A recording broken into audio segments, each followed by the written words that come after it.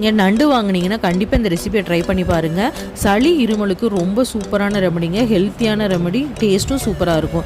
இதுக்கு நண்டோட கால் பகுதியும் கொடுக்கு பகுதியும் மட்டும் எடுத்துக்கிறோம். இது மஞ்சத்தூள் உப்பு போட்டு வாஷ் பண்ணி எடுத்துட்டாங்க. இதை தட்டியும் சேர்க்கலாம், பட் குழந்தைகளுக்கு சாப்பிட முடியாது, நல்லா மிக்சியில் அரைச்சி சேர்த்திக்கிறேன்.